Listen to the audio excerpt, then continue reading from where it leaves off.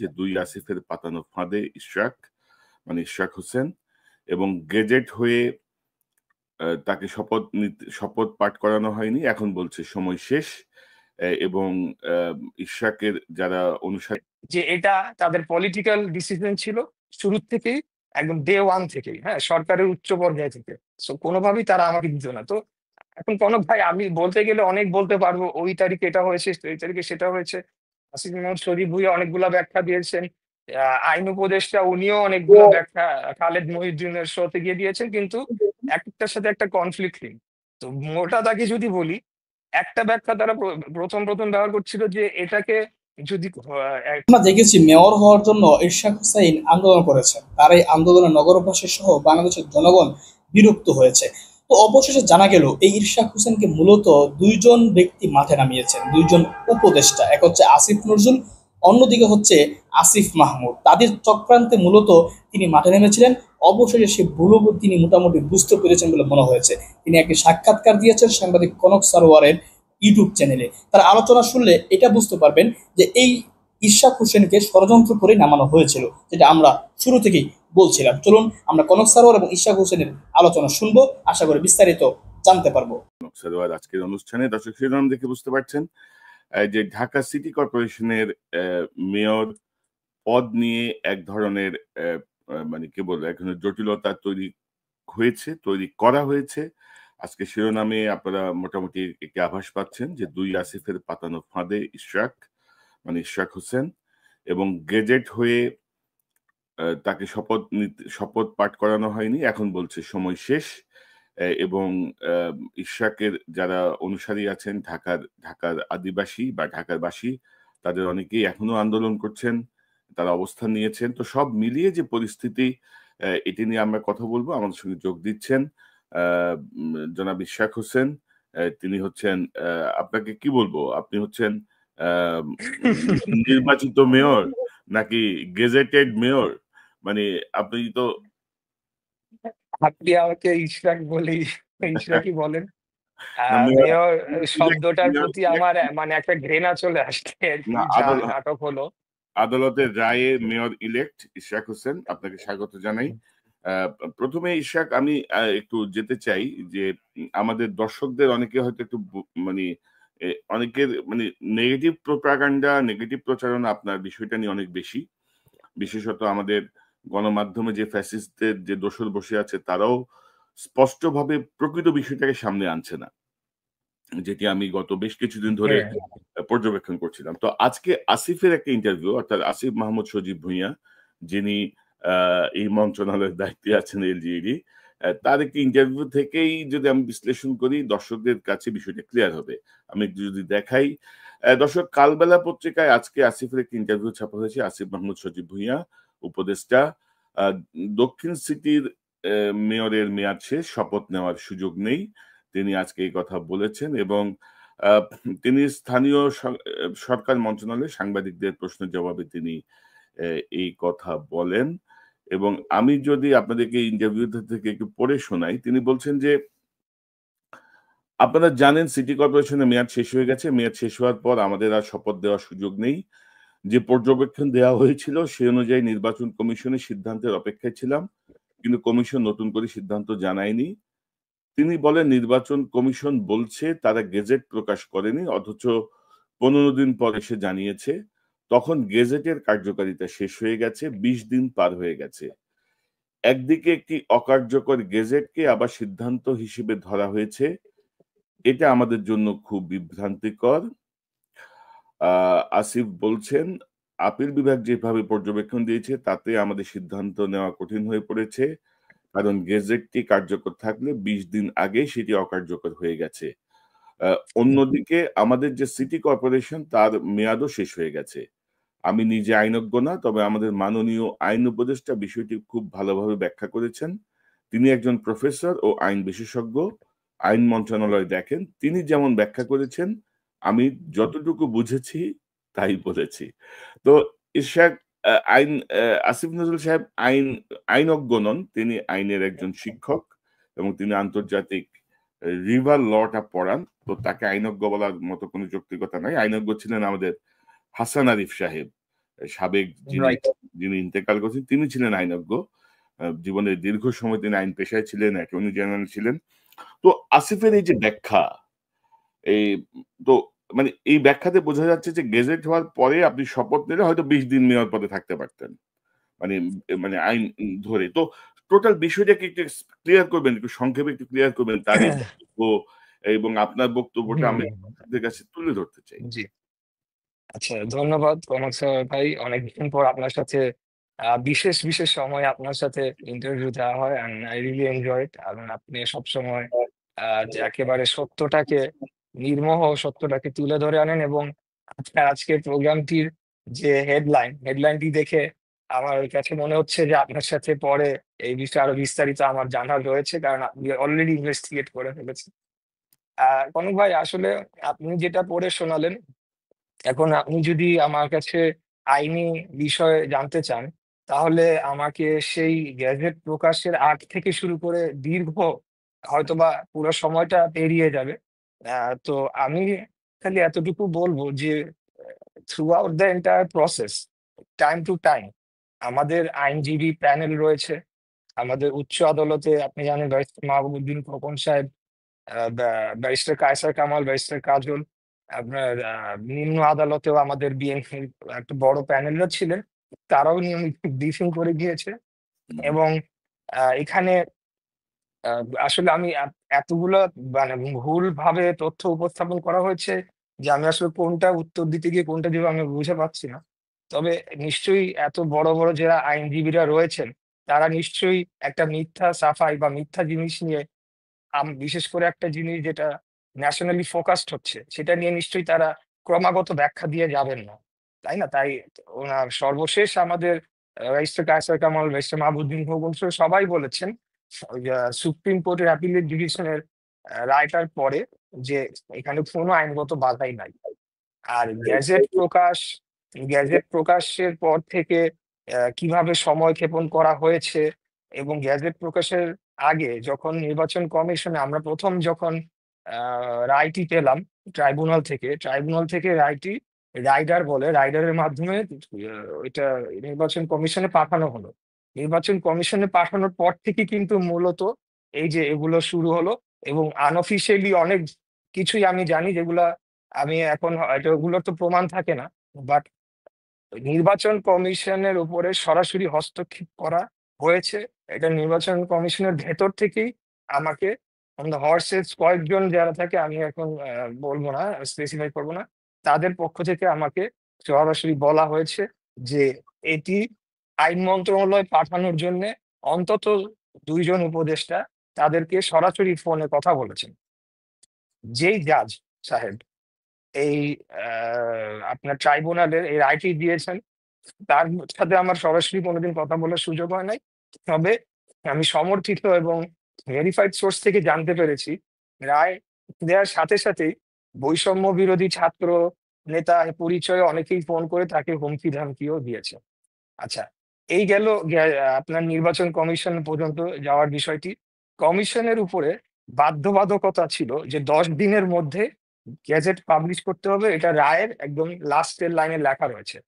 তো কমিশন যেটি বললাম যে আইন মন্ত্রণালয়ে পাঠানোর জন্য তাদের উপর চাপ প্রয়োগ করা হয় এবং তারা সেটি পাঠায়। Whereas যেটা অলরেডি আদালত রায় দিয়ে দিয়েছে, সেখানে আইন মন্ত্রণালয়ের কিন্তু কোনো মতামতের বিষয় থাকে না। আদালত বড় নাকি একটা মন্ত্রণালয় বড়? ডেফিনিটলি আদালত বড়। যদি তাদের কাছে মনে হতো যে এটাকে চ্যালেঞ্জ করার বিষয় রয়েছে, তারা কমিশন এটাকে চ্যালেঞ্জ করতো। বাট কমিশনের কিন্তু একটা নিজস্ব আইন শাখা রয়েছে এবং সেখানে ফরমার ২ জন না ৩ জন ডিস্ট্রিক্ট লেভেল জাজ সাহেব সহ বড়, বড় আইনজীবীরা সেখানে মতামত দিয়ে থাকেন। তো তারা কিন্তু এই জিনিসটাকে ভেটিং করে ওখান থেকেই তারা গ্যাজেট করে দেওয়ার মতো আলামত মানে ওটাকে পেয়েছে, গ্যাজেট করার মতো পেয়েছে। কিন্তু তারপরেও আইন মন্ত্রণালয় তাদেরকে পাঠাতে হয়। আইন মন্ত্রণালয় কিন্তু কোনোদিনও এটা মানে অফিসিয়ালি কোনো জবাব দেয় নাই। অফিসিয়ালি কোনো রিপ্লাই এটার দেয় নাই। কিন্তু যেইদিন গেজেটটা পাবলিশ হলো, তার ৩ ঘন্টা অতিবাহিত হলেই কিন্তু ১০ দিনের যে মেয়াদ বেঁধে দেওয়া, সেই মেয়াদটা অতিক্রম করতো এবং আমাদের প্রস্তুতি ছিল যে আমরা কন্টেম্প্ট অফ কোর্টের দিকে যাবো। সো এটা কিন্তু নির্বাচন কমিশনও জানতো, সো তারা গ্যাজেট প্রকাশ করে দিয়েছে। গ্যাজেট প্রকাশ করার পরে এটা পাঠানো হয়, পুরো ফাইলটা বিভিন্ন দপ্তরে, এর মধ্যে লোকাল গভর্নমেন্ট ডিভিশনে পাঠানো হয়।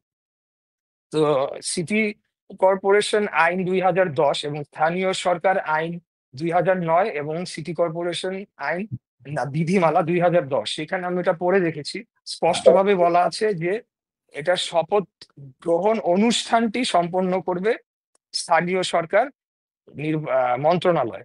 তো পরবর্তীতে আমি এটা ব্যাপারে খোঁজ নিয়ে দেখেছি, পৃথিবীর বড় বড় দেশ যেমন আপনি লন্ডন বলেন, নিউ ইয়র্ক বলেন, মেজরিটি যে ডেভেলপ কান্ট্রি দেশগুলোয় মেয়র নির্বাচনে একজন প্রার্থী জিতে আসার পরে একজন ডিস্ট্রিক্ট জাজ তাকে শপথ পড়িয়ে দেয়, বা একজন সিনিয়র জাজ। হ্যাঁ, এটা অনলাইনে গেলেই পাওয়া যাবে।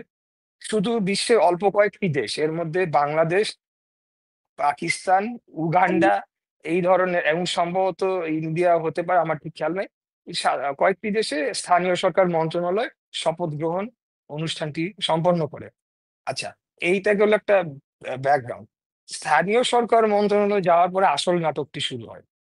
সেখানে স্থানীয় সরকার মন্ত্রণালয়, তারা আমার কাছে চিঠিগুলো, সমস্ত কাগজপত্র আমি যে কোনো সূত্রে হোক পেয়েছি, তারা রীতিমতো একটা চিঠি লিখে নির্বাচন কমিশনকে তারা এক প্রকার তারা ধমকানোর সুরে চিঠিটা ছিল, যে কেন তারা আপিল করলো না, এবং কয়েকটা গ্রাউন্ডও সেখানে লিখে দেওয়া হয়েছে। এবং আমার ধারণা যে হয়তোবা এখানে আইন মন্ত্রণালয়ের কোনো যোগ সাজস থাকতে পারে, তারা হয়তো এটা লিখে লিখে দিয়েছে যে এই গ্রাউন্ডে চিঠি। মানে মোট কথা পুরা উদ্দেশ্যটাই ছিল সময় ক্ষেপণ করে তারপরে যখন এই তাপসের যে প্রথম বোর্ড সভা, সেটি 2nd of June 2020 হয়েছিল, মার্ক করেন, 2nd of June 2020। সিটি কর্পোরেশনের আইনে বলা আছে যে প্রথম বোর্ড সভা থেকে আপনার 5 বছর মেয়াদ শুরু হবে। নির্বাচন কিন্তু হয়েছিল 2020 ফেব্রুয়ারির 1 তারিখ, ঠিক আছে। গ্যাজেট পাবলিশ হয় তার 4-5 দিন পরে, কিন্তু তারপরে কোভিড এর কারণে ওরা শপথ নিতে পারে নাই। 2nd of June 2020 তাপস শপথ নেয়। তো ওদেরও টার্গেট ছিল যে যে করে হোক 2nd of June আটকাইলে আরেকটা যখন মার পেছে ফেলে এটাকে শেষ করে দিব। মূলত তারা প্রথমেই সিদ্ধান্ত নিয়ে ফেলেছে যে ইশরাক হোসেনকে এখানে বসতে দেওয়া যাবে না, এটা তাদের পলিটিক্যাল পার্টি যেটা হয়েছে, সাথে সাথে সরকারের সিদ্ধান্ত হয়েছে বসতে দেওয়া যাবে না। এবং আমি যতটুকু বিভিন্ন মানুষের সাথে কথা বলেছি, একটা কথা একটু অ্যাড করে নেই অপ্রাসঙ্গিক, বাট এনসিপি নামক যে দলটি হয়েছে, আমি কিন্তু তাদের ওয়ান অফ দ্য বিগেস্ট সমর্থক ছিলাম, এখনো আমি অনেকটা রয়েছি। এবং আমি চেয়েছি যে আওয়ামী লীগ ফ্যাসিবাদ শেষ হয়ে যাক, নিশ্চিহ্ন হয়ে যাক, এখানে নতুন ছাত্ররা আসছে, তারা একটা দল করবে, জি, অপোনেন্ট তো লাগবে। আচ্ছা, যা সো ইশাক তাদের ধরেন অনেকের আমি সাথে কিন্তু আমার কথা হয়, তারাও কিন্তু আমাকে বিষয়টি নিশ্চিত করেছে যে এটা তাদের পলিটিক্যাল ডিসিশন ছিল শুরুর থেকেই, একদম ডে 1 থেকেই, হ্যাঁ, সরকারের উচ্চ পর্যায়ে থেকে।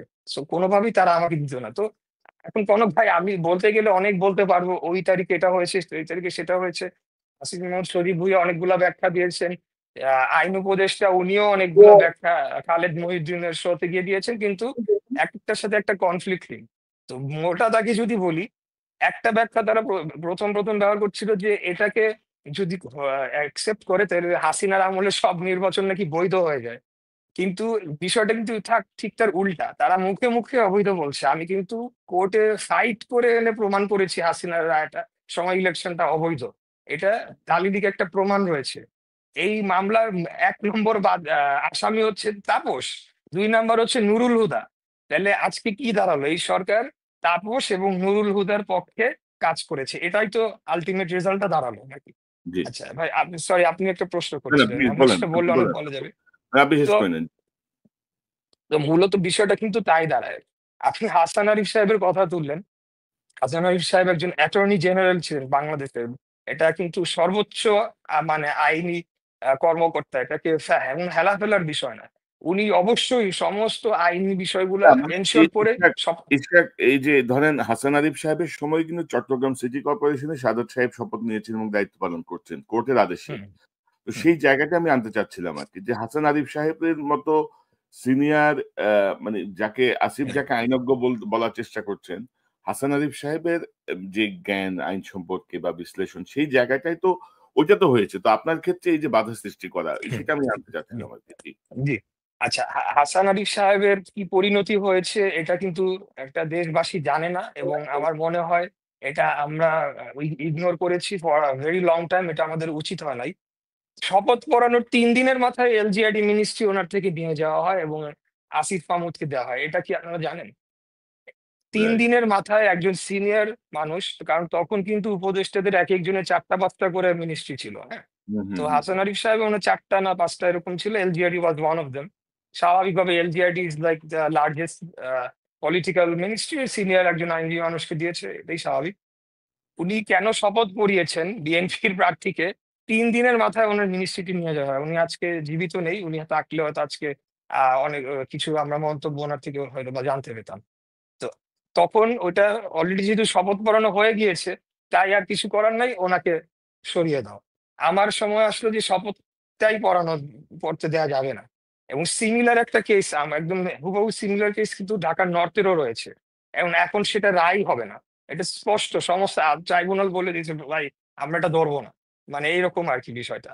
হ্যাঁ? মানে তো এখন আপনার বিষয়টা নিয়ে ইশরাক আমার অবজারভেশন হচ্ছে আদালতের যে আদেশ, আদালতের আদেশ অনুযায়ী নির্বাচন কমিশনকে গেজেট করতে নির্বাচন কমিশন বাধ্য এবং সে অনুযায়ী আপনাকে শপথ দিতে বাধ্য। কারণ না অফকোর্স। হলে এটা কনটেম্প্ট অফ কোর্ট। একদম সহজ হুম, পরিষ্কার হিসাব। আদালতের আপনি যদি হাসিনা আমলের মতোই যদি আদালতকে আদেশ অমান্য করেন বা হাসিনা আমলের মতোই যদি আইনি মার প্যাঁচে ফেলেন, যেটি আপনি বলছিলেন যে জি। কোনোভাবে ২রা জুন পার হয়ে গেলেই আর এটার কার্যকারিতা থাকে না। ওই হুম। জিনিসটার জন্য তারা এটাকে লম্বা মানে করে এইটা তাদের ইন্টারপ্রিটেশন। এটা নিয়েও আমার ব্যাখ্যা রয়েছে। বাট এখন আমি আর ওইসব ব্যাখ্যায় যাব না। বিকজ এখানে দে আর এট ফল্ট। হ্যাঁ? আমি কিন্তু টাইমলি সব করেছি। সো আমি যদি এখন আবার একটা আইনি লড়াই শুরু করি, আমি যদি আবার উচ্চ আদালতে গিয়ে ইয়ে করি, আমি সিউর আদালতও কনভিন্সড হবে এবং বলবে যে, "না ঠিক এটা তোমাদের দোষ, একে শপথ পড়তে দিতে হবে।" বাট ওরা চাচ্ছিল যে আমি এইটাই করি। এইসবের মধ্যেই ব্যস্ত থাকি, না এর মধ্যে পার হয়ে ধরেন যাবে। আমার একটা অবজারভেশন হচ্ছে যে ধরেন আপনি এই হাসিনার ফ্যাসিস্ট বিরোধী আন্দোলনে আপনি একজন অ্যাক্টিভ মানুষ ছিলেন। আপনার যে বয়স বা এনসিপি তে যারা আছে তারা অলমোস্ট সমবয়সী বা একটু ও জুনিয়র সিনিয়র জুনিয়র। হুম, তো এবং ধরেন মাঝখানে আমরা দেখলাম যে যখন বিএনপির কেউ মনে করছিল যে আওয়ামী লীগের প্রতি একটু সফট টোন ইউজ করছিল, তখন আপনি কিন্তু আপনার জায়গাটা খুব কড়া টোনে ছিলেন। Always, no, always. কোনোভাবেই আওয়ামী লীগকে কোনো সুযোগ দেওয়া হবে না। তো জি। একটা ইয়াং একটা গ্রুপ তারা আপনার ব্যাপারে এই যে এনিমিটিটা করলো এবং এর মধ্য দিয়ে কিন্তু আরেকটা বিষয় সামনে চলে আসছে যে এদেরকে চেয়ারে রেখে জাতীয় নির্বাচন আসলে কতটুকু সুষ্ঠু হবে। মানে ধরেন যে সিম্পল হুম, একটা মেয়র পদের জায়গাটায় তারা কনসিডার করতে পারছে না। সাদাত সাহেব হুম, শপথ নেওয়ার ৩ দিন পরে হুম। হাসান আরিফ সাহেবকে সরায় দেওয়া হইছে। আপনার একটা আদালতের আদেশের পরে তারা নানা প্যাচ-পুচ খেলে এখন একটা অবস্থানে আসছে। তো আপনি কি মনে করেন যে এই আসিফ মাহমুদ, সজীব ভুঁইয়া বা এদেরকে দেখে আ বা এই উপদেষ্টা পরিষদের অনেককেই রেখে নির্বাচনের ফলাফল বা নির্বাচন কি হতে হুম। পারে? আপনি কি মনে করেন? এখন আপনি মেইন পয়েন্টে এসেছেন। একদম মূল জায়গাটিতে এসেছেন। আসলে কমল ভাই দেখেন, আপনি যে আমাকে যতটুকু চেনেন, প্লাস আমারও যারা কাছের মানুষ ছিলেন, তারা কিন্তু ১ম বেশ অবাক হয়েছেন যে কি মানে আমি সামান্য মেয়রের জন্যে কেন এরকম করছি? কারণ কোনদিনও আমি ক্ষমতালোভী ছিলাম না। এটা আমি নিশ্চিত করে বলতে পারি। বিষয়টি কনফ্লিক্ট এর জায়গায় তখনই যায়, যখন আমি দেখলাম যে এক্সিকিউটিভ থেকে জুডিশিয়ারি নির্বাচন কমিশনের উপরে সরাসরি হস্তক্ষেপ করা হচ্ছে। তখনই আমি এটাকে চ্যালেঞ্জের জায়গায় নিলাম। কারণ তখনই আমার কাছে মনে হলো যে এখানে তো একটা দলের জন্যে বর্তমান যে সরকার ব্যবস্থা রয়েছে, সেই দলকে সুবিধা দেওয়ার জন্যে কাজ করছে। তার মানে আগামী নির্বাচনের সময়ও করবে। এটা আমি স্পষ্ট হয়ে গেলাম। তখনই আমি এটা নিয়ে আমার আন আ মানে আমার কথা বলা শুরু করলাম। আসলে এইখানে যে মেয়রের যে ইয়েটা হয়েছে, টু বি অনেস্ট আমাদের এখানে কোনোদিনও আ ইনটেনশন ছিল না যে এইখানের অফিস টেক আপ করার। এটা জাস্ট সেরেমনিয়াল হওয়ার কথা ছিল, টু মেক সিউর যে আমরা কাগজে কলমে আমি জিতেছি, এবং তাপস অবৈধভাবে যে আমার থেকে ফলাফল ছিনিয়ে নিয়ে গিয়েছিল, সেটা একটা জাস্টিস আমি পেয়েছি, এবং অন পেন অ্যান্ড পেপার তার নামটা থাকবে না। এটা একটা ইতিহাস হয়ে থাকবে। এতটুকুই ছিল আমাদের উদ্দেশ্য।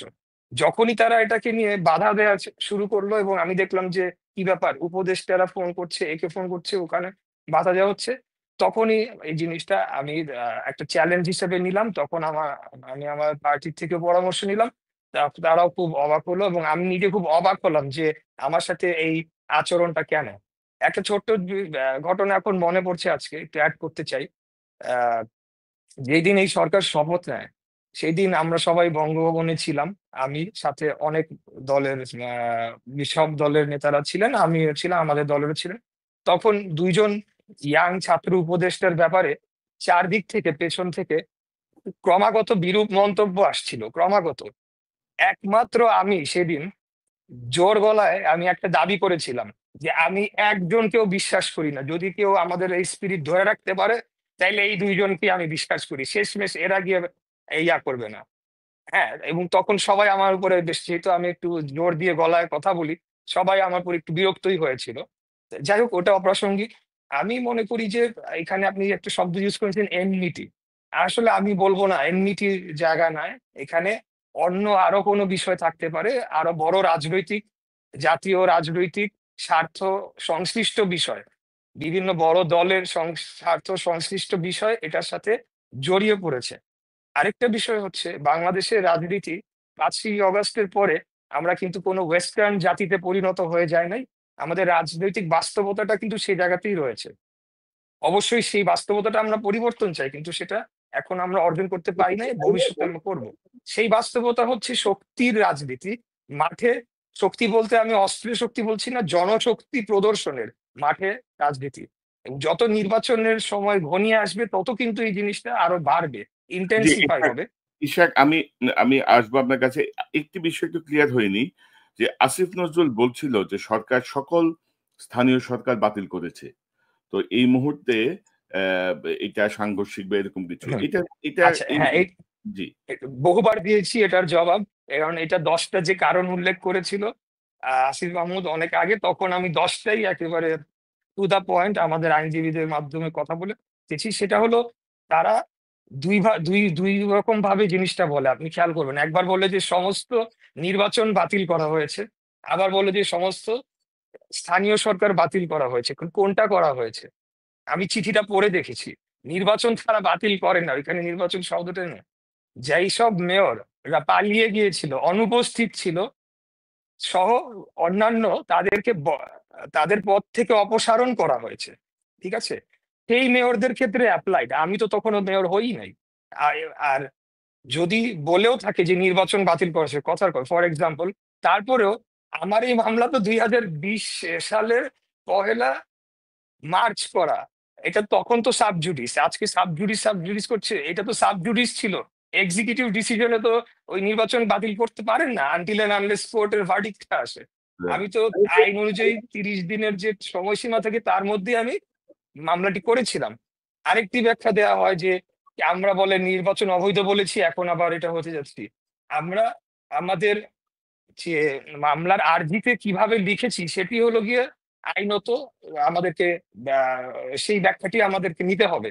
সেখানে আমরা ওই নির্বাচনের ফলাফল এবং তখন যে গ্যাজেটটি প্রকাশ করা হয়েছিল সেটিকে অবৈধ বলেছি, কারণ সেটিকে ম্যানিপুলেট করে জোর করে ঘোষণা করা হয়েছিল।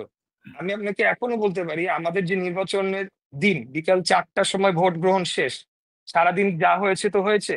4:30টায় আমি আমার বাসায় যাই এবং আমাদের ঢাকার 75টা ওয়ার্ডকে 4টা ভাগে বিভক্ত করে 4টা ডেস্ক বসানো হয়েছিল, যেখান থেকে সমস্ত কেন্দ্র থেকে ফোন করে আপনার ফলাফলগুলো আসবে।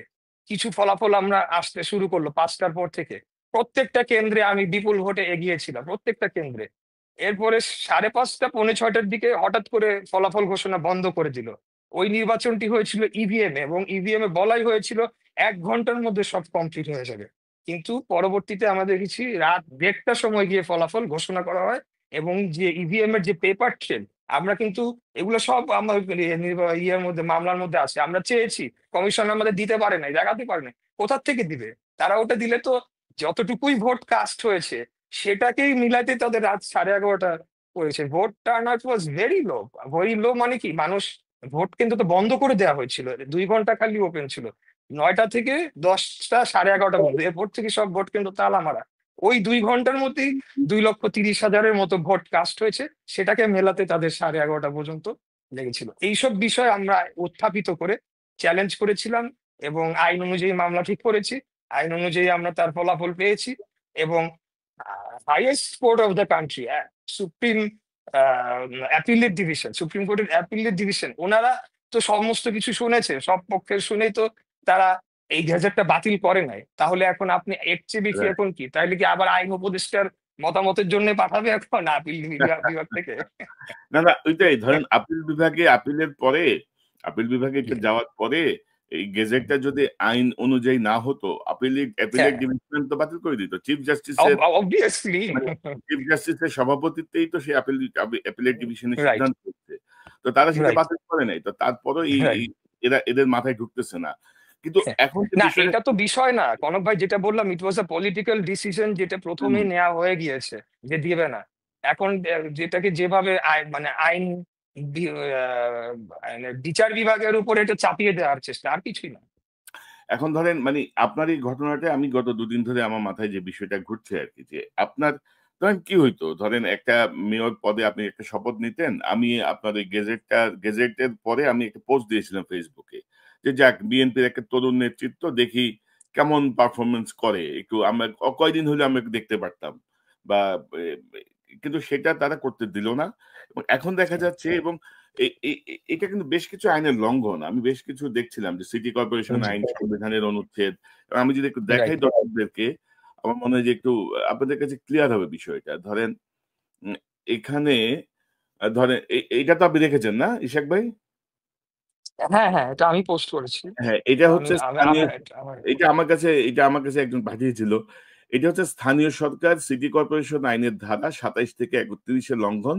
এই লঙ্ঘনের বিবরণটা হচ্ছে আইনগত বাধ্যবাধকতা থাকা সত্ত্বেও শপথ গ্রহণের আয়োজন না করা, সংবিধানের ২৭, ৩১ এবং ৫৯ অনুচ্ছেদের লঙ্ঘন, কারণ সমান সুরক্ষা, ন্যায় বিচার, স্থানীয় শাসনের অধিকারের লঙ্ঘন করা হয়েছে, সরকারি কর্মচারীদের আচরণবিধি, এটা লঙ্ঘন হচ্ছে ক্ষমতার অপব্যবহার, অনিয়ম এবং রাজনৈতিক পক্ষপাতদুষ্ট আচরণ, আদালত অবমাননা আইন ২০১৩, ট্রাইব্যুনাল বা আদালতের রায় উপেক্ষা করা, দুর্নীতি প্রতিরোধ আইন যদি প্রমাণিত হয় তাহলে এটির লঙ্ঘন হচ্ছে অবস্থানের ইচ্ছাকৃত অপব্যবহার, যা রাজনৈতিক বা ব্যক্তিগত স্বার্থে হতে পারে, যেটি আসিফ মাহমুদরা ২ আসিফ মিলেই সংঘবদ্ধভাবে করেছেন, এটা বলার কোনো অপেক্ষা রাখে না আরকি। তো অর্থাৎ আমি এ এই আপনি কিন্তু এটি নিয়ে এক ধরনের আন্দোলন করছেন।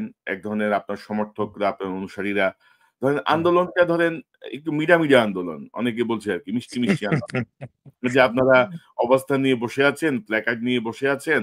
এ এ মেইন গেটে তালা লাগানো আছে, পেছনের গেট দিয়ে সব রকমের কাজ চলছে। তো এইটার সার্থকতা কি? অর্থাৎ এটা করে আপনারা আসলে এ হুম, জি, আচ্ছা কমল ভাই, তা আপনার তাহলে আগের একটা বক্তব্যের একটু রেশ ধরে শুরু করি। যে জি, আপনি বলেছেন যে পোস্ট দিয়েছিলেন আপনি যে এবার হয়তো একজন মেয়র পারফরমেন্স দেখতে পাবেন। আর টু বি অনেস্ট, এখন এটা বলতে অসুবিধা নাই। এটা আমরা কোনোদিনও, মানে আমরা বলতে আমি বুঝাচ্ছি এবং আমি আমার রাজনৈতিক নেতা যাকে বোঝাই, আমরা সিদ্ধান্ত নিয়েছিলাম এটা আমরা টেক আপ করবো না। It will be just ceremonial oath, আর কিছুই না। ঠিক আছে? কারণ এই সরকারের অধীনে থেকে মেয়র হয়ে আমি খুব বেশি কিছু অর্জন করতে পারবো বলে আমরা মনে করি নাই। দ্বিতীয়ত, একটা থ্যাঙ্কলেস জব। এখানে খুব সহজেই বিতর্কিত হওয়ার সুযোগ রয়েছে। এইটা আপনারা অতীতের মেয়রদের ক্ষেত্রে দেখেছেন। বিশেষ করে যখন ডেঙ্গু সিজন আসে বা মশার ব্যাপার আসে, বিভিন্ন বিষয়ে এনে একটা খুব সহজেই বিতর্কিত করে শেষ করে দেওয়া যায়। এইসব বিবেচনায় অবশ্যই এই সরকারের অধীনে আমি মেয়র হিসাবে কাজ করার আমার কোনো আ পরিকল্পনা আমার ছিল না। এটা শুধুই সেরেমনিয়াল হওয়ার কথা ছিল। তো দ্বিতীয় যে কথাটি আপনি বললেন যে আন্দোলন, তো আসলে আমরা ওই আন্দোলন তো করি নাই। এটা একটা অনেকটা প্রতীকী আন্দোলনই বলতে হবে এবং বিষয়টা আন্দোলনে কেন গিয়েছি আমরা? জনগণকে তো জানাতে হবে যে এখানে যে এই হস্তক্ষেপে যে অনেকগুলা আপনাকে বলেছি, 50% বলেছি, আরো 50% বললে অনেক সময় পেরিয়ে যাবে। কিভাবে পদে, পদে হস্তক্ষেপ করা হয়, পদে, পদে বাধা দেওয়া হয় যাতে আমার প্রক্রিয়াটাই না আগায়। তো এই প্রক্রিয়ার অধীনে আগামী জাতীয় নির্বাচনে ৩০০ আসনের এমপি গ্যাজেট হবে, 300 এমপি কে শপথ পড়ানো হবে এবং পুরাটাই ফেয়ার হবে, এটা ভাবার কোনো সুযোগ নাই। বিশেষ করে এখন একজন মেয়রের জন্য সবার আইজ অন 1%, তখন সবার চোখ 300 দিকে থাকবে। তো ওই 300 জনের মধ্যে 20, 25, 30টা আসন যে ওই এনসিপির জন্য বন্দোবস্ত করে ঘোষণা করে দিয়ে দেওয়া হবে না, এটা আমি বিশ্বাস করি না। আমার বিশ্বাসটা তখনই বুঝে গিয়েছি যে চক্রান্তটা তো আসলে ওইটা। পুরাটা আমি বলছি না পুরা জাতীয় নির্বাচন নিয়ে যেতে, সেটা হয়তো বা সম্ভব না। অনেক আসনেই হবে, এটা ম্যানিপুলেশন করবে তারা। এইটা যে করা যায় এবং এটা যে হচ্ছে, এটা জনগণকে জানানোর জন্য এই ম্যারমারি আন্দোলনটা আর কি, যাতে না মিডিয়া আসে আমাদের কথা শোনে, এই না আর আর কি। ধরেন একটা গুরুত্বপূর্ণ বিষয় হতো, আপনি যদি শপথ নিতেন, অর্থাৎ হচ্ছে দর্শকদেরকে বলি যে ওই যে ঢাকা সিটি কর্পোরেশনে একটা অনার বোর্ড থাকে না, যে মেয়রের নাম এবং কার্য হুম, তালিকার একটা মেয়াদ থাকে, তো সেই জায়গাটায় ধরেন হাসিনার একটা ফ্যাসিস্ট সহযোগী যে তাপস right. বিডিআর হত্যাকাণ্ডের সঙ্গে যুক্ত, হ্যাঁ। যে তাপস হুম, হুম। মানে নানা ধরনের অপকর্ম এবং সর্বশেষে বঙ্গবাজার পুড়িয়ে দিয়েছে দখল করার জন্য। হ্যাঁ, তো হ্যাঁ, সেই এরকম একটা ফ্যাসিস্ট দুষ্টের নাম সিটি কর্পোরেশনের বোর্ডে থাকতো না যদি হ্যাঁ, ইশরাক হোসেন মেয়র হিসেবে শপথ নিতেন, কারণ ওটা বাতিল হয়ে যেত। এখন এই জায়গাটা আসলে দেখেন যে ইতিমধ্যে কিন্তু এই যে বাচ্চা মানে আমাদের বাচ্চা উপদেষ্টা বলে অনেকে আর কি, আসিফ মাহমুদ সজীব ভুঁইয়া, হুম। তার পিএস 100 কোটি টাকার দুর্নীতি করে ধরা পড়ছে, তার বা তারও বেশি। একটু এখন ধরেন বেশি এসেছে অভিযোগটা। না, এখন 300 পিএস প্লাস। পিএস দুর্নীতি কি পিএস এর সিগনেচারে করতে পারে? জানে না, উপদেষ্টা জানে না যে পিএস দুর্নীতি করতেছে? পিএস সব করতে পারে? তার বাবা তার পক্ষে নির্বাচনী প্রচারণা চালাচ্ছেন। তার বাবা ট্রেড লাইসেন্স করছেন। তো এত কিছুর পরেও কিন্তু মানে সে কিন্তু শপথে বহাল এবং মানে জেনে না বুঝে সে কিন্তু তার মতো করে চালায় যাচ্ছে। তো এইসব উপদেষ্টাদেরকে নিয়ে এখন আমার কনসার্ন হচ্ছে বিএনপিরও ভাবা উচিত ওই যে ফেব্রুয়ারিতে নির্বাচন লাফালাফি না করে আদৌ এদের অধীনে নির্বাচন করে আপনারা কতটুকু সুষ্ঠুভাবে বের হয়ে আসতে পারবেন, জনমতের প্রতিফলন কতটুকু ঘটবে, আমার মনে হয় সে বিষয়টা নিয়ে চিন্তা করা উচিত। আহ জনাব ইশরাক হোসেন, আমার কাছে তথ্য আছে এই যে আপনার গেজেটের পরে আপনাকে মেয়র হতে দেওয়া না দেওয়া বা বর্তমান সময় পর্যন্ত আপনার দলেরও কিছু কিছু নেতার ইনভলভমেন্ট আছে, যেটা আমার আমার ফাইন্ডিংস আমি পাচ্ছি যে কেউ চান যে তিনি মেয়র হবেন, কেউ চান যে তার স্ত্রী মেয়র হবে, কেউ চান যে তার ছেলে মেয়র হবে। তো আপনার এই জাতীয় কোনো অবজারভেশন আছে কিনা? আপনার জন্য হয়তো বিব্রতকর প্রশ্নটা, তারপরেও আপনার কাছে একটু জানতে চাই। না, যোগসূত্র তো আছেই, অনেকের সাথে অনেকের যোগসূত্র রয়েছে। বিএনপি একটা বৃহৎ দল, এখানে একাধিক যোগ্য প্রার্থী রয়েছে যে কোনো পদের জন্যই, সেটা হোক এমপি বা মেম্বার অফ পার্লামেন্ট হোক বা অন্য যে কোনো জনপ্রতিনিধির লড়াইয়ে অনেক থাকে। তো যেহেতু অনেকেই যোগ্য ব্যক্তিরা রয়েছেন, সেই ক্ষেত্রে অনেক সময় কম্পিটিশন করতে গিয়ে সেটা অনেক সময় আপনার আনফেয়ার প্র্যাকটিসের দিকেও চলে যায়। আনফেয়ার আপনার কিছু প্র্যাকটিস হয়, কিছু আতাত যেটা আমরা বলি। আমি এটা আসলে ভাবে বলতে চাচ্ছি না, আমি বলছি না যে আমাদের দলের কেউ এটা করছে, আমি বলছি এটা রাজনীতিতে হয় এবং বড় দলে হওয়ার সম্ভাবনাটা বেশি থাকে। তো সেই জায়গাতে অনেকের সাথে যেহেতু অনেকের কানেকশন রয়েছে, সেটা কাজের ক্ষেত্রে হোক বা অন্যান্য রাজনৈতিক পরিমণ্ডলে হোক, এই ধরনের আমি অনেক কিছু শুনেছি, করেছি, কিন্তু আসলে কনক ভাই, আমার মন মানে ফাইনালি আমার take on that matter is, এটা থাকবে, এটা জেনেই রাজনীতিতে ভাই নামছি মাঠে। এগুলো ষড়যন্ত্র থাকবে, থাকবে। এই জন্যই আমি অলওয়েজই চেষ্টা করেছি যে আমার নিজ শক্তিতে বা নিজের উদ্যোগে আমার যে কাজগুলো সেগুলো সম্পন্ন করা, যাতে আমার কারো প্রতি মুখাপেক্ষী না হতে হয়, এক্সেপ্ট ফর আমার যিনি নেতা, উনি ছাড়া আমি কারো মুখাপেক্ষী হই না। এবং আমি আমার নিজ শক্তিতে যা যতটুকু করার করে যাব, তাহলে পরে এইসব ষড়যন্ত্র আমাকে কিছু করতে পারবে না। এই বিশ্বাসটা আমি নিজেকে না, নিয়ে আর আমি কাজ আমাদের করে থাকি। আমাদের দীর্ঘদিনের অবজারভেশন মানে বিএনপির মধ্যে, আওয়ামী লীগের মধ্যেও আছে বা অন্যান্য দলের মধ্যেও আছে, বিএনপির মধ্যে ওই যে নিজের নাক কেটে অপরের যাত্রা ভঙ্গ, এই প্রবণতাটা হুম, অনেক হুম, বেশি। এবং আমার ধারণা অনেকে হয়তো মনে করে যে একটা ইয়াং লিডারশিপ যদি দায়িত্ব নেয়, তাহলে হয়তো ভবিষ্যতে হয়তো আমাদের সেই জায়গাটা হয়তো আর হবে না। সো বেটার আমরাও ইন্টারনালি গেম খেলি, তাকে সুযোগ না দিই। তো এখন আপনাদের আন্দোলনটার আসলে কি পরিকল্পনা? আপনাদের যে আপনি বলছিলেন যে প্রতীকী আন্দোলন বা যারা সেখানে অবস্থান নিচ্ছে, হুম। অর্থাৎ মানে কি, কোন একটা প্রতিকারে তো যেতে হবে, তাই না? আপনারা কি হ্যাঁ, কি রাইট। ভাবছেন?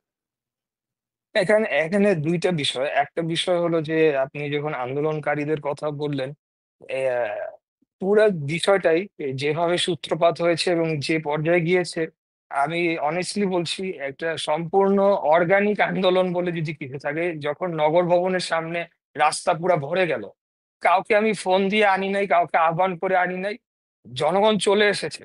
হ্যাঁ, তারা এসে এবং এখানে রোদ বৃষ্টির মধ্যে তারা যে পরিশ্রম করেছে, মানে তারা জাস্ট তাদের ভালোবাসা থেকে তারা আমার ভোটার, তারা চলে এসেছে। তো তাদের জন্য আমার খারাপ লাগছে। আর আমাদের বিষয়টি হলো যে আমরা কিন্তু একটা বিষয়টা অনেকটা জানতাম যে এখানে শপথ এটা হবে না, এবং তারা যে সংবিধান লঙ্ঘন করছে, তারা আইনকে লঙ্ঘন করছে, আদালতকে অবমাননা করছে। এই বিষয়টা জাতির সামনে তুলে ধরার জন্যই এই আন্দোলনটা আমরা করেছি, এবং আমার বিশ্বাস যে এই আন্দোলনটা সফল হয়েছে, কারণ জাতি কিন্তু এটা জানতে পেরেছে। এক, দুই নাম্বার হলো যে এটা একটা পলিটিক্যাল ফাইটেও পরিণত হয়েছিল। আমি বিশ্বাস করি যে আমার দলের পয়েন্ট অফ ভিউ থেকে এই পলিটিক্যাল ফাইটে আমরা জয়ী হয়েছি। এবং মাঠের রাজনীতি, যেটা আমি আগে বলছিলাম যে বাংলাদেশের বাস্তবতা চেঞ্জ হয়ে যায় নাই, আমাদের যে জনভিত্তি, বাংলাদেশ জাতীয়তাবাদী দলের যে জনসমর্থন, সেটাকে আমরা আবারও আরেকবার প্রমাণ করতে পেরেছি। এবং একটা টেন্ডেন্সি ছিল যে বিএনপি কে বাদ দিয়ে, বিএনপি কে লাগবে কেন, অন্য মিলেই তো হয়ে যাবে নির্বাচন যথাসময়, বা দেশ পরিচালনা হবে। কিন্তু সেটি যে আসলে নয়। বাংলাদেশের সিংহভাগ জনগণ যে, আমি বলতে পারি অ্যাবসেন্স অফ আওয়ামী লীগ, যে এখন সিংহভাগ সমর্থনই যদি এককভাবে ধরতে হয় বাংলাদেশ জাতীয়তাবাদী দলের প্রতি রয়েছে, এই জিনিসটা প্রতিষ্ঠা পেয়েছে। এগুলো ছিল আমাদের মূলত অবজেক্টিভ।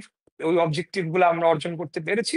এটা তো আমি তো আপনাকে যেটা বললাম, আমি তো ওখানে আমরা দায়িত্ব পালনই করার কথা ছিল না, এটা জাস্ট সেরেমোনিয়াল না, কাগজে কলমে থাকবে, এতটুকুই ছিল আমাদের ইন্টেনশন।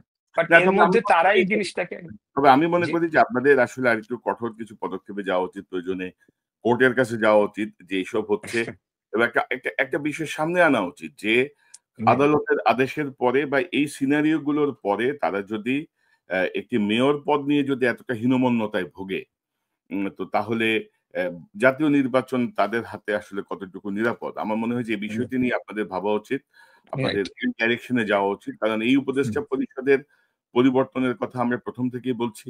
Right, right. আপনারাও সুনির্দিষ্টভাবে কয়েকজন উপদেষ্টার পদত্যাগ চেয়েছেন, এবং আমরা যেটা মনে করি যে আসিফ বা নাহিদ বা সার্জিস, হাসনাত, এদের যে আন্দোলন, এদের যে ভূমিকা, তারা আমাদের কাছে রেসপেক্ট সারা জীবন পাবেন। হাসিনা রাইট, সরানোর ক্ষেত্রে তাদের যে ভূমিকা ছিল, কিন্তু সেই অ্যাবসলিউটলি। রেসপেক্টের জায়গাটা থেকে তাদের কোনো দুর্নীতি, তাদের কোনো অপকর্মতা আমরা সমর্থন করব না। না, একটা কারোরটাই সমাধান করা যাবে না তো, তাহলে তো পুরো উদ্দেশ্যটাই ব্যর্থ হয়ে গেল। এখন একজনকে তো এখন আরেকজনকে আপনার রিপ্লেস সাথে করার আমার জন্য। একটা ভালো সম্পর্ক, বা আমি আপনাকে অনেকদিন থেকে চিনি।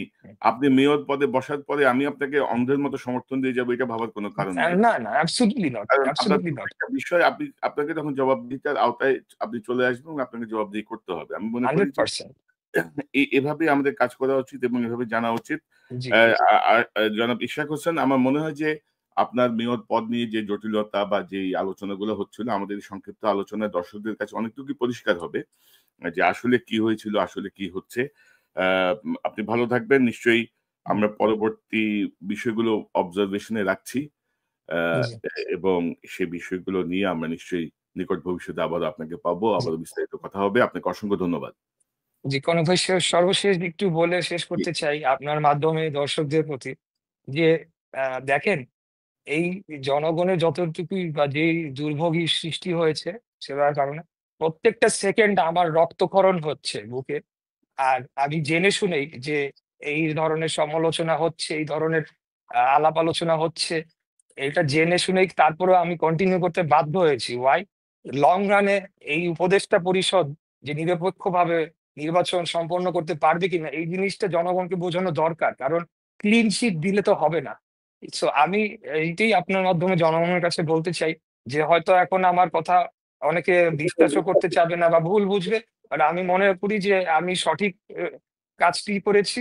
মহান আল্লাহ তাআলা জানে, জনগণও একদিন ইনশাল্লাহ বুঝবে যে আমি কি কারণে এই যে পদক্ষেপটি করে নিয়েছি, আন্দোলন করেছি, এবং কেন এটি করেছিলাম, আমার জন্য না, না, মেয়রশিপের অন্যায় জন্য না। অন্যায়ের প্রতিবাদ করতে হবে। আপনার সঙ্গে যেটি জি, করা হয়েছে সেটি হচ্ছে ক্লিয়ার কন্টেম্প্ট অফ কোর্ট, আদালতের আদেশ লঙ্ঘন, ব্যক্তিগত স্বার্থে, ব্যক্তিগত ইচ্ছায় আপনাকে বঞ্চিত করা, এবং আপনাকে বঞ্চিত করা মানে হচ্ছে প্রধানতম যে রাজনৈতিক কারোর সাথে হতে পারে, বিএনপিকে তাই না? বঞ্চিত করা, এবং রাইট। এই বিষয়গুলো যদি আনচ্যালেঞ্জ ছেড়ে দেওয়া হয় তাহলে তাদের আশকারা আরো বাড়বে এবং ক্রমাগত বাড়ছে, যেটি আমরা লক্ষ্য করছি।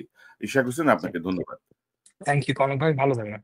তাহলে ওয়ালাইকুম আসসালাম। দর্শক, এতক্ষণ যারা অনুষ্ঠান শুনলেন, নিশ্চয়ই আপনার আলোচনা মর্মার্থ উপলব্ধি করতে সক্ষম হবেন।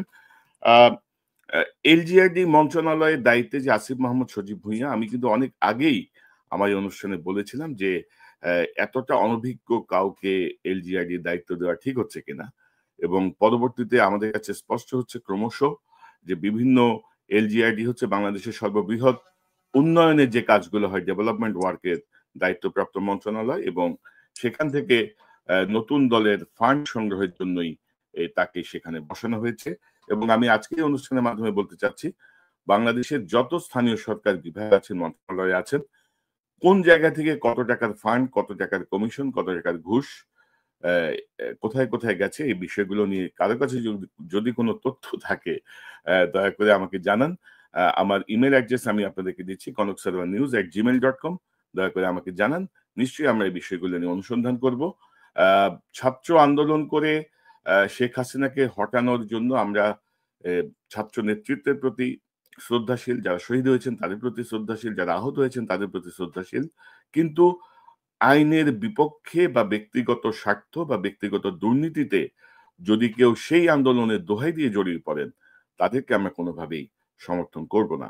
ইশরাক হোসেনের প্রতি যে অন্যায় হয়েছে, তার জন্য মূলত দায়ী হচ্ছে উপদেষ্টা দুই আসিফের পাতানো ফাঁদে পড়েছেন ইশরাক হোসেন, এবং আশা করি এটি আপনাদের কাছে স্পষ্ট হয়েছে আজকের এই আলোচনায়। জাতীয় নির্বাচন এই জাতীয় উপদেষ্টাদেরকে রেখে আদৌ সম্ভব কিনা, সেটি চিন্তার ভার আপনাদের উপর ছেড়ে। শুনেছেন আলোচনা, শুনে বুঝতে পেরেছেন যে আসলে কিভাবে ইশরাক হোসেনকে মাঠে নামানো হয়েছিল। ইশরাক হোসেন একজন জনপ্রিয় ব্যক্তি ছিলেন, তার একটা জনপ্রিয়তা ছিল, তার বাবার একটা জনপ্রিয়তা ছিল, কিন্তু সেই জনপ্রিয়তা এই কয়েকদিনের আন্দোলনে একেবারেই কিন্তু ধ্বংস হয়ে গিয়েছে। মানুষ বলছিল যে ইশরাক হোসেন কি বাস্তবতা বুঝতে চাচ্ছেন না, তিনি কেন রাজপথে চলে এসেছেন, নগর ভ্রমণে প্রায় 70টার উপরে তালা মেরেছেন, এটা কোনো স্বাভাবিক ব্যাপার? সরকারের বিরুদ্ধে তো সরাসরি বিদ্রোহ করা, তিনি এই কাজ কেন করেছেন? সরকারের ভিতরে থাকা লোকগুলোই তাকে উস্কানি দিয়েছে, তাকে ফাঁদে ফেলেছে এবং তার জনপ্রিয়তা নষ্ট করেছে। ইতিমধ্যেই কিন্তু সেই বিষয়টি পরিষ্কার হয়ে গিয়েছে। দর্শক, আলোচনা শুনেছেন, শুনে আপনার ব্যক্তিগত মতামতটি কমেন্ট বক্সে কমেন্ট করবেন।